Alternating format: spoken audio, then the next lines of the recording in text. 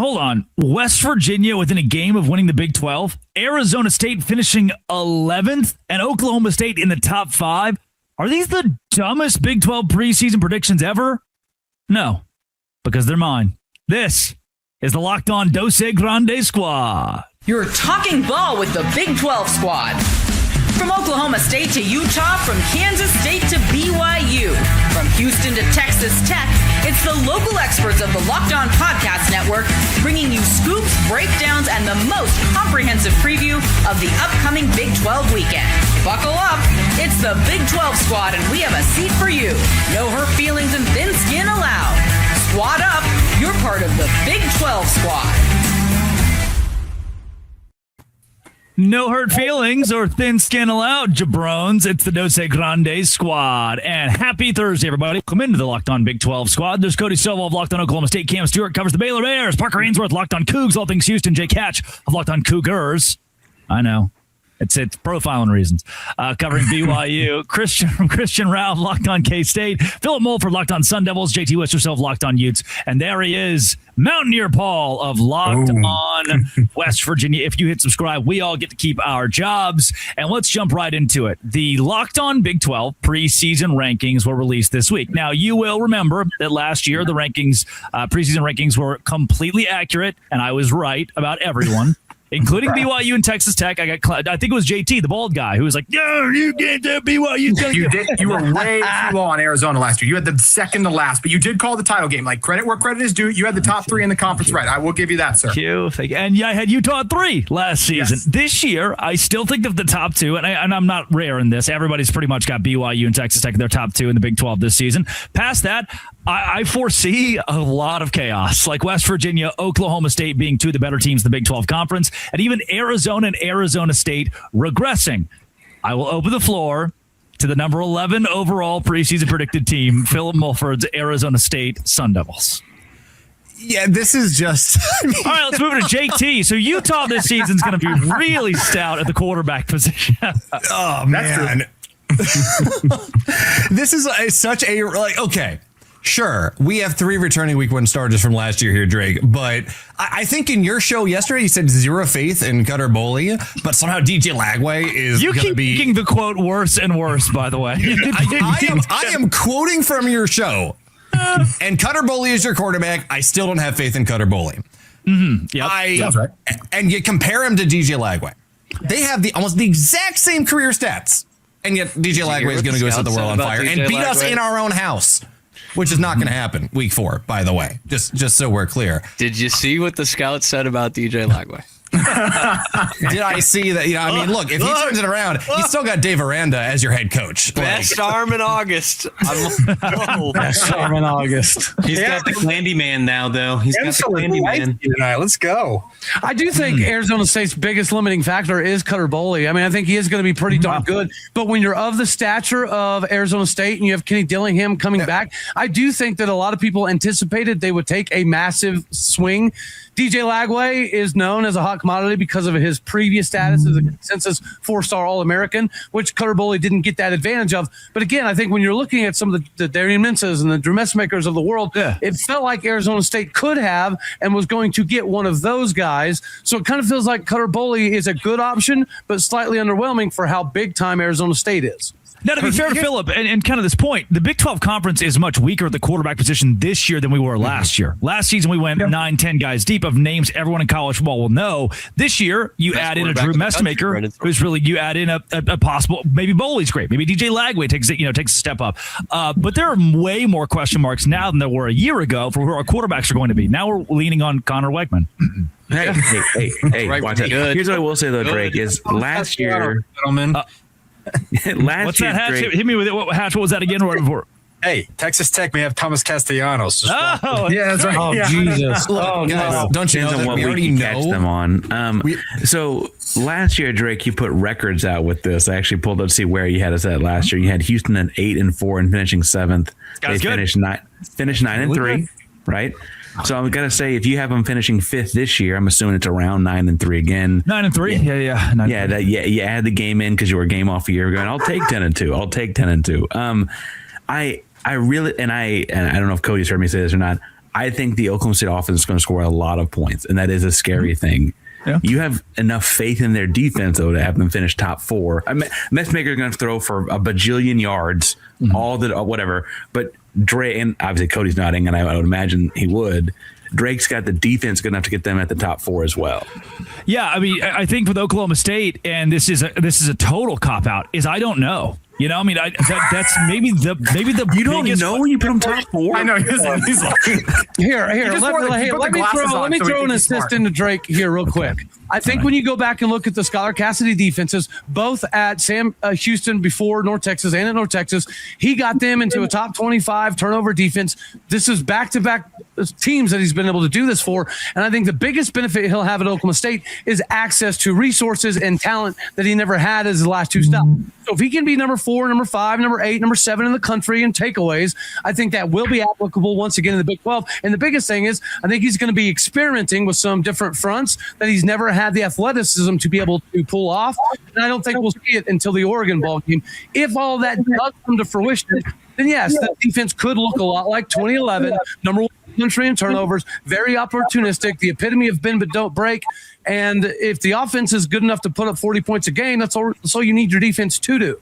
Right. I think when I say I don't know, thanks for letting me finish, 55 transfers that are in at Oklahoma State. So yes, if you say how do you trust their defense? I don't trust any of it yet, right? And to put them at number 4 is a huge risk. I'm saying and that's why my Locked On Big 12 preseason power rankings, they're at 16. They were the worst team in the Big 12 last year. I'm going to start my power rankings exactly where we ended the year. You've got to earn your way back up. I think every ranking should be like, why is Houston dropping the AP poll? That makes no sense. For me, where I think they'll finish the season, because the defensive line, Jaleel Johnson, James Williams, one of the sneakiest defensive lines in the entire Big 12. Linebacking core of the Weslowski kid is going to be one of the biggest surprises in the Big 12 this season. I know that the personnel that can do it, there is still the question mark of 55 new guys. That there's a big I don't know with where Oklahoma State comes in this year. I just think they're going to finish the conference play. I think they'll finish conference play as one of the top teams in the Big 12. Elite ball knowledge. Okay, elite ball knowledge, Drake. So 55 new ones for Oklahoma State, but MP.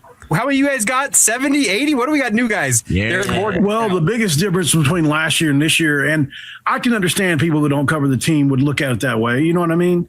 Like, I think the best point I've heard made is Josh Pates. He said, look, if you look at this West Virginia roster this year, the biggest difference between last year to this year is clearly Rich Rod and company had to build out of the second portal window last year. They were hired in December. It was not going to work from the jump.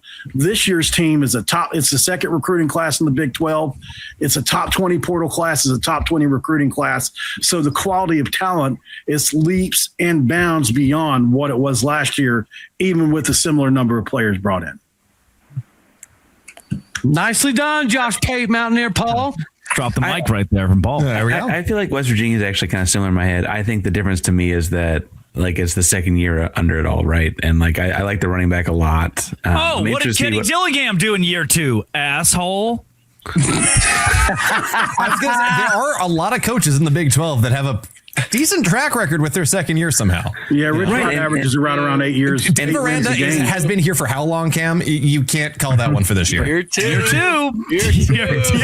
But with a cat with 9 lives like Dave Miranda, there's a lot of year 2. Is that year 2 on the hot seat? Because that's a little bit of a different story. No, year 2 he won the Sugar Bowl over Lane Kiffin, so that's year 2. So year 2, you going back to the okay. I like this. Let's go. Yeah, but that's why I actually question the West Virginia one less than the Oklahoma State one. Is like as great as Mestamaker is, and I think he's good. It is year 1. On the side defensive statistics, it's also year 1 for the defense coordinator. That's when I draw those question marks. Meanwhile, Houston had a strong year last year and brings back a bunch of the guys and added again a top 10 portal class and the best recruiting class in school history. And I've cited these numbers a lot of times. I don't need to keep repeating them. I think that they'll be in that. If we have 4 bars of 4 here, I think they'll be closer to the top bar than the second bar. Personally, yeah, I agree. And I think if you've got to look, money where my mouth is, Houston on the over on wins, and I wouldn't be shocked in the slightest if Houston wins. If Houston goes to the Big 12 title game, I'd be surprised. I'd be shocked if they won the Big 12 this year. I wouldn't be surprised at all if they're in Arlington. And I think other national analysts put them there for a good reason. And that may be a segment 2 thing, because I think is this going to be a how they actually finish, or is this more of a power ranking? Because I actually think that conversation with Houston's pretty interesting because of their schedule. This is the how they will finish. And another team that I want to get into, we can keep going to Arizona State, Utah. We haven't got to Kansas State yet, or Baylor. I think Kansas State's one of the sneakiest teams in the Big 12, and we're not talking enough about it. Right now, you looked at On3's NIL valuations, the Big 12, 3 of their top 12 players in the conference are at Kansas State. For guys that should get paid and have NFL careers, that makes K-State dangerous. Let's go there next. And I'd like to hear from Jake Hatch, too, who, oddly enough, we haven't heard from a ton. All right, here on the Dose. That's why it's been a great episode. Stop. Wow. It is the Dose Grande Squad, and today's show is brought to you by our friends at Indeed. Indeed sponsored jobs exactly where I go this time every year, because the last thing I want to do is get in Twitter fights. And you're like, what? The Locked On Big 12 account loves to get in Twitter fights. Not me. That's what the intern comes in for. So I can sit back, drink my Mai Tai, watch the manatees play in the ocean, but somebody else can handle my dirty business. Support for today's episode comes from Indeed sponsored jobs. And that's where I go and open up this internship. In the minute I've been talking to you, companies like yours made 27 hires on Indeed, according to Indeed data worldwide. Usually the biggest difference isn't someone doing more work. It's having somebody who knows exactly what needs to happen and help everything run smoother, or run more chaotically. Spend less time searching, more time actually interviewing candidates who check all your boxes. Less stress, less time, more results. Listeners of this show get a $75 sponsored job credit to help get your job the premium status it deserves at Indeed.com/podcast, Indeed.com/podcast. Right now, support our show by saying you heard about Indeed on this podcast, Indeed.com/podcast. Terms and conditions apply. Need to hire. That is a job for Indeed. Sponsored jobs. Indeed. All right, let's get everybody in. There you are. Before Jake Hatch has to go, he's got to jump. He's got important meetings with he's mediating Delani Sitake and Brian Santiago tonight. Hatch, biggest question mark I have for BYU still is wide receiver. In a minute before you got to go, help me with wide receiver at BYU. So BYU has used the portal very effectively at wide receiver and recruiting. They have JoJo Phillips back, who I thought showed flashes last year of being a true number 1 guy, but then broke his clavicle, so he was out most of the season. You have him. You had Kyler Casper via Oregon. You have Legend Glasgow, who's a freshman sensation. And then you add a guy that they picked up via the FCS route in Reggie Frischneck. You now have 4 guys at wide receiver that look the part. We're talking guys who stand at least 6 foot, 3 of them 6'4" or taller. And then also you have a tandem at tight end that Aaron Roderick has been effusive in his praise about, and Walker Lyons and Roger Saliapaga, who are also transfer portal additions. Those 6, they'll play a lot of 12 personnel on the field with the tight end tandem that they think is very capable of matching up with anybody on the field. And assuming that those 6 are capable of matching expectations, I think you're going to have Bear Bachmeier a nice group of wide receivers and tight ends to throw the ball to. Hatch, appreciate your time this week. Hey, really quick. I talked to someone who told me he thinks on paper it's a bottom 5 receiver core in the country. I'm very Banner. Hang the banner. JT talked to someone. Your program would know about bottom 5 wide receiver room. Your program would know about bottom. JT, you need to stop taking notes from homeless people before you get on air, bro. I thought we discussed this last week about the quality of how many BYU wide receivers can you name? Jake just said their names. How many can you name? Jasper. And he's like 6'5", and he's like a consensus 4-star All-American. I think he's got documentation. He's got documentation. He's got. I think the thing Jake is being way too kind on is this. This is actually interesting, and I want to get to it. This feels like it's shifting to a running back conference, whether it's Cam or not here, Paul. Player of the year, LJ Martin. LJ Martin. I could tout Mekhi Hughes. I feel like a lot of teams actually would tout the running back right now. And as he runs off the stage here, I actually kind of think that's probably BYU's more clear path, right, to a top 3 finish, right? K-State might have the most underrated running back in the league. Come on, K-State. They did lose. How many running backs in the Big 12 rushed for 293 yards in one game last year against the Morgan Scally defense? Dude, he's a beast. That's true. That was a bad day. How many? Still got the win, but it was a bad day. Okay. Go on, Christian. You talk that talk. How about a Rodney Fields? Who's got a Rodney Fields? Is it Oklahoma State? Oh, no, it's Kansas State. I think I've got Kansas State in that 7-9 win range. Christian, I think that's fair, Drake. Where do you have Kansas State going into 2026? My head was in the clouds last year. I had Avery Johnson as like a dark horse candidate for Heisman Trophy. I'm trying to be very level-headed this year as much as possible. I'm going to be completely fair. It might be a boring take, but I think when I saw like our friends at FanDuel giving 8.5 wins, I thought that was insane. I was like, what are we doing giving Kansas State 8.5 wins to start off this season? The schedule, people think it's fair, but it's wild because there's a lot to prove. It's a brand new head coach, Colin Klein. He's never done this before. And we saw what happened in the college football playoffs last year. If his offense has stumbled a little bit, now he's going into this Big 12. So as much as I want to be excited about it, which there is a lot of reasons to be excited for, I am trying to be really like holding my brakes on certain things. I think a 9-win ceiling is more than fair for Kansas State this year. No doubt. Hey, Christian, which is more insane? K-State at 8.5 or Arizona State 6.5? I'm on the Drake side here. I don't believe in Arizona State this year either, bud. So. Yeah, really? 6.5. I'm surprised y'all are all low on the Sun Devils. I'm with Philip. And I also always don't believe in Utah either. So as long as okay, Christian, we'll like there you go. I'll give you a baby Christian. I think Dillingham's the best coach in the league. Phillips talked about that wide receiver core they have before, too. I think on defense, they got some fun, exciting transfers in there, too. We have the best linebacker core and the best secondary that we've ever had, and it's by a significant margin. Yeah. Willie Fritz has coached longer than Kenny's been alive, and he's never been fired. Dave Aranda has the same number of Big 12 titles as Kenny Dillingham, by the way. Okay, we live in a world of what have you done lately on Aranda. It took Dave Aranda 2 years. How many years has he been a head coach? It took him 2 years, the same number. How many years has he been a head coach? What has he done? Only one to beat Tech last year, too. Only one. Owen Long can't save Arizona State this year. He's going to be fun, but he can't save them. So I think Christian even undersold K-State a little bit. If there's anybody in the country that can be more suited to run that style of offense, it's Colin Klein. He's a Big 12 dude that ran this style of system while he was a quarterback in the Big 12, and we couldn't stop him. He could Tim Tebow over the line and tell us exactly what the play was, and nobody could stop them. He was able to do that with Marcel Reed at Texas A&M. I think Avery Johnson and Marcel Reed are almost carbon copies of each other. I'm being my own devil's advocate here. I'm being my own devil's advocate here, though, too, because as much as I loved Avery Johnson last year, under Matt Wells, it didn't work. And there's all those conversations where the accuracy wasn't an issue.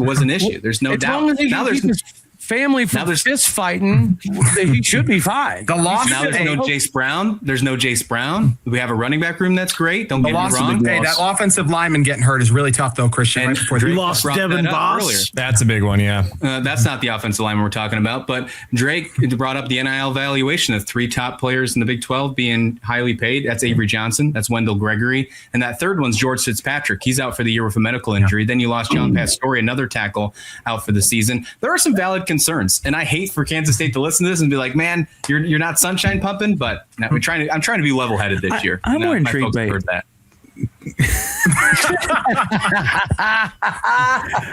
Where did that come from? Camper Steve, Phil Steele, and Drake Toll, all 3 love West Virginia this year. That's it.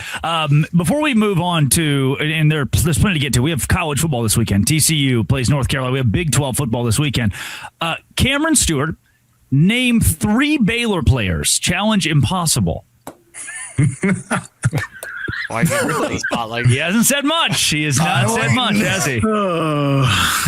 Look, Cam, I'll give you one. I've already mentioned one player here already. You got DJ Lagway. That one's Terrell Bernard, Richard Reese, Dick Reese.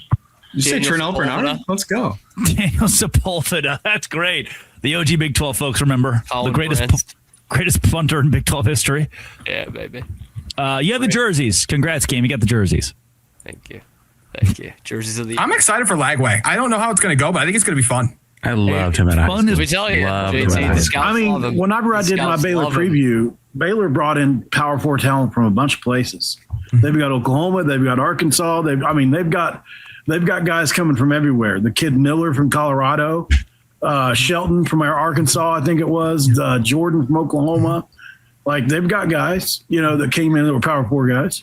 Yeah, and Drake mentioned the AD thing. Like, that is a big thing of them. They're not being that massive distraction. I think if it was really that bad under Mac Rhodes, I think that could actually be something. So I think there's a world. It's also probably the only reason they haven't. The AD is probably the only reason they haven't fired the coach yet, right? Is they can't do both at the same time. Well, you bring up Power 4. You bring up Power 4 transfers. I mean, essentially, your running back, I think, would make you agree with me. I feel like it's actually better to go It's the not other route. necessary, but it's also a benefit if you can get it. But to go the other route where you're getting a guy from a smaller school moving up, as opposed, we see that work out a lot more than the guy that flamed out. Look at Kent. Yeah, that's true. Right? Yeah, There's something to be said about players.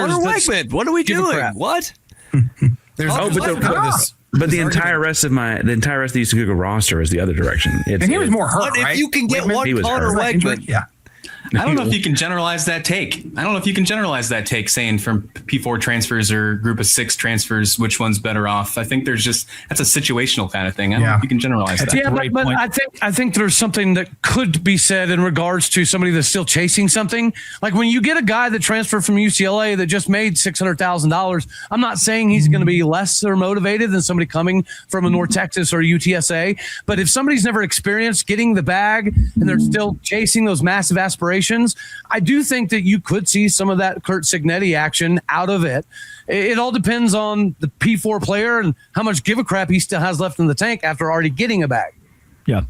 Good conversations all the way across the board here and about the Big 12. It's finally season. I feel it in my bones. Yes. We're finally talking about Big 12 football, which is awesome.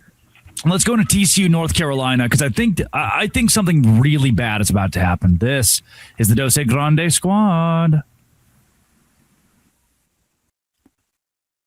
Today's show is brought to you by our friends at FanDuel. Look, I love going to FanDuel during the baseball season because I can go in as a baseball fan, and even if I don't watch the game, I'm always checking the box score after to see did my favorite player hit a home run? Did Shohei Ohtani hit a home run? Did come on, Freddie Freeman hit a home run? It's the Daily Dingers. You just pick a guy, man. Name a baseball player. Nolan Shonowell. And if he hits a home run, then you get a profit boost to use your next bet for a chance at extra winnings. Best of all, you can make a free pick every day throughout the MLB season with Daily Dingers. Another fun way to stay engaged with every day's game. So pick your favorite player. If it's a Shohei Ohtani or a Nolan Shonowell. Pick your Kyle Schwarber if you want. Sometimes it's a hitter who's been on a hot streak. Other times a favorable matchup. So are you ready to play your game today? Join all the action at FanDuel.com. That's FanDuel.com to play Daily Dingers and make your free pick on who's hitting a homer. Play ball. Swing for the fences on FanDuel, an official partner of MLB. It's FanDuel, an official partner of MLB at FanDuel. All right, another fun fact, Drake. I think you could make up names in that FanDuel segment, and none of us would know. Cam would know. He said Noah Shonowell. I know exactly what he's talking about. I piqued my interest. I said, "Are you kidding me? Look at that." I'm not saying I don't know any of the names. I'm saying you could throw in some made up ones. I would just nod along. Yeah, no one's a buddy. No one's a buddy. He's a good guy.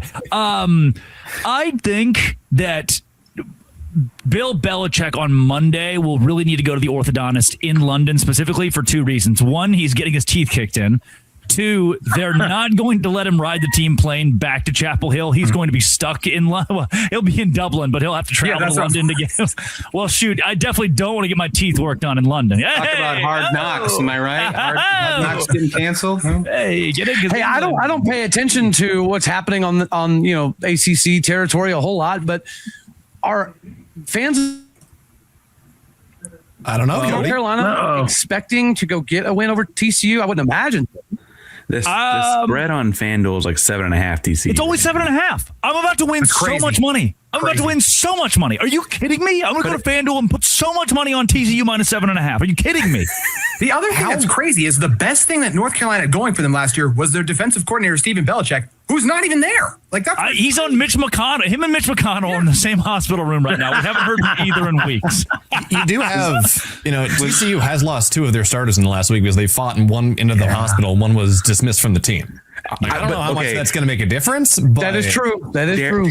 Darren's not here to talk about it. I am super intrigued as to how this quarterback thing works out for them, though. Yeah. The guy that dominated at Harvard, that translate? That is a really cool story. He's the greatest Harvard quarterback since the 1930s, since before World War II.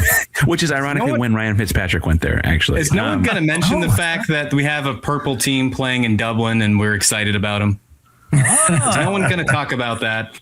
Well, the last purple team that played in Dublin, it didn't work, guys. The quarterback's brother and the quarterback's dad got into a fight in a puddle in the parking lot. We had a running back that kicked a bench. He was out for the season. I mean, it was bad.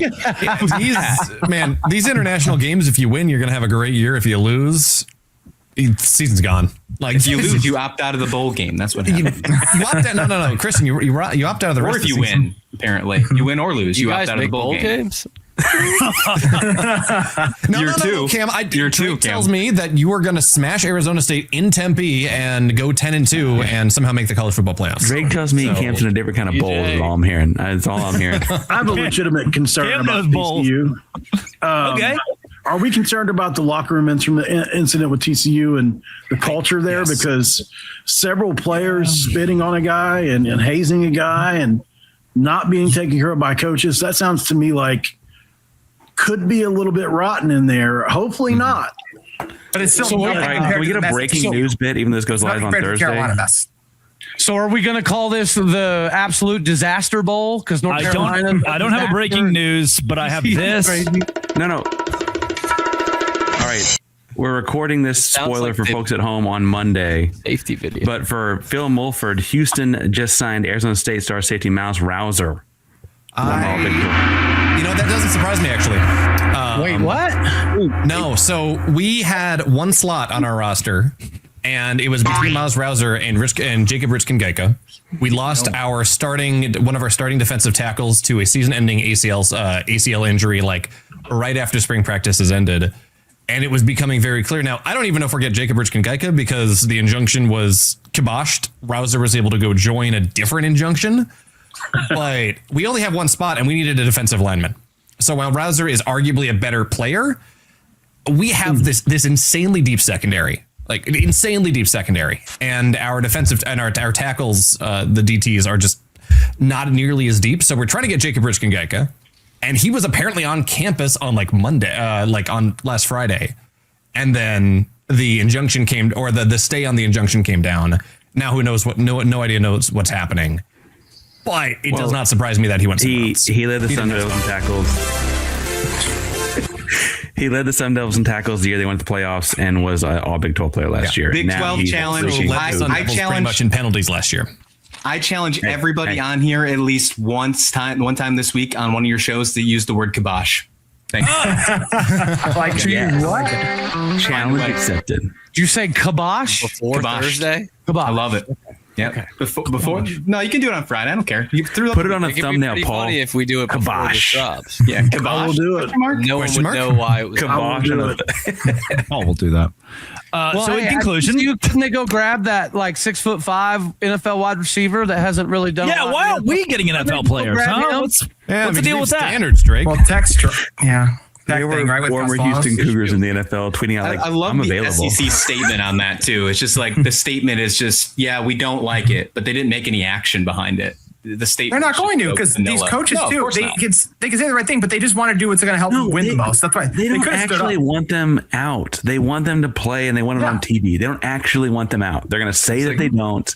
And the folks in Austin are just jealous he didn't choose Austin. Like that's all this is. And the SEC has zero teeth whatsoever. Someone else was going to do it. We're acknowledging that Lane Kiffin called the Cleveland Browns head coach. That's what it is. Hey, does anybody know if Tech is seriously trying to get Castellanos, or is that just sounds like it? Well, they're trying to get him, I think. Which makes sense. Chris is talking about it in July. If everyone's going to do something, why not bring in a veteran quarterback option as a backup? You can do a lot worse than that. Because I get why they're doing it. He's coming back. I was hoping that we had people with integrity in this conference and we didn't have a bunch of Lane Kiffins as coaches. Integrity aside, and I agree, Cody, that probably does need to be some of that. Integrity aside, it's awesome. Great way to start. Throw that away real quick. If you're kibosh, a Tech fan, your integrity right there. Kibosh your integrity. If you're a Tech fan though, and you lose, it doesn't have to be the Houston game. I'm not gonna be a homer here, but if you lose 2 games, are people not going to be asking for Castellanos to get in the game? Or you're about to lose your second game. He beat Alabama a year ago.